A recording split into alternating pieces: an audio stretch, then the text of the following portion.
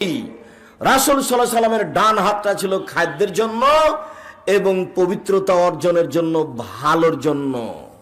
ওয়ায়াদুল ইসরা, আর বাম হাতখানা ছিল লেকাযাইহি, পেশাব পায়খানা থেকে পবিত্রতা অর্জনের জন্য আর খারাপ কিছুর জন্য। এই জন্য বাম হাতে চা খেতে হবে না, বাম হাতে পানি ধরতে হবে না, বাম হাতে খাদ্য খেতে হবে না।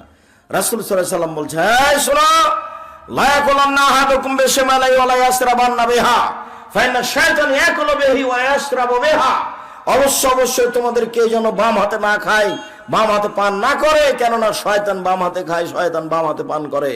বাম হাত হচ্ছে পেশাব পায়খানার জন্য, বাম হাত হচ্ছে অপবিত্রতার জন্য, খারাপের জন্য, আর ডান হাত হচ্ছে ভালোর জন্য। আপনাকে আমি একটা জিনিস বুঝাই যে আল্লাহর নবী ঘুম থেকে উঠে এই হাতটা সরাসরি পানিতে ডুবাতে নিষেধ করলেন কেন?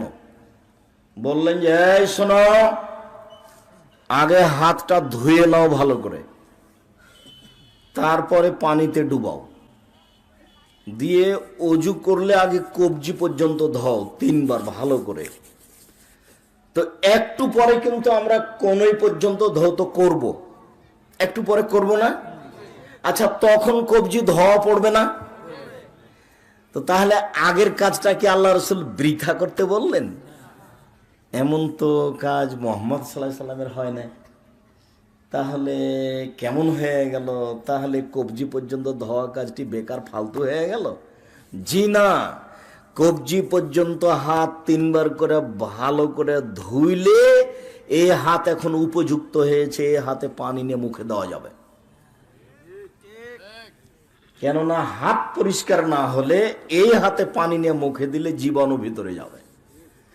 কবজি পর্যন্ত হাতকে ভালোভাবে রেডি করে নিতে হবে, যাতে করে এই হাতে পানি নিয়ে মুখে দেওয়া যায়। যার জন্য খেতে বসলে হাতকে কি করতে হবে? ভালো করে ধুয়ে নিতে হবে। যার কারণে আল্লাহ রাসূল খাদ্য পানি ঢেকে রাখতে বলেছেন, বিশেষভাবে রাতে ঢাকতে বলেছেন। কেন? রাতে বালা মুসিবত চলে, যখনই কোনো খোলামেলা খাদ্য দেখে তখন তার মধ্যে ঢুকে যায়। আর আপনি কত জিলাপি ফাঁকায় পড়ে আছে তবুও খাচ্ছেন। সম্মানিত দিনী ভাই বোন, রাসূল সাল্লাল্লাহু আলাইহি ওয়াসাল্লাম আমাদেরকে সালাত আদায় করার জন্য আদেশ করেছেন। সালাত এমন একটি ইবাদত যার উপরে নির্ভর করে অন্য অন্য ইবাদত। সালাত এমন একটি ইবাদত, নামাজ এমন একটি ইবাদত যার উপরে নির্ভর করে অন্য অন্য ইবাদত। ইবাদতের জগতে সবচেয়ে দামি ইবাদত হচ্ছে সিয়াম, রোজা। এরপরেও যদি মানুষ সালাত আদায় না করে তাহলে রোজার নেকি বাতিল হবে। ইবাদতের জগতে এক ফোঁটা চোখের পানি আল্লাহর কাছে যত প্রিয়, পৃথিবীর কোনো কিছু তত প্রিয় নয়।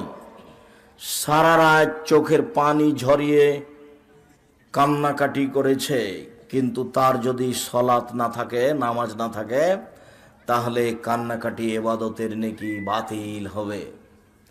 ইবাদতের জগতে সবচেয়ে শক্তিশালী, ক্ষমতাধর, পাওয়ারফুল ইবাদত হলো দান। দানের মতো কোনো শক্তিশালী ইবাদত পৃথিবীতে নেই, ওর ক্ষমতাই ভিন্ন।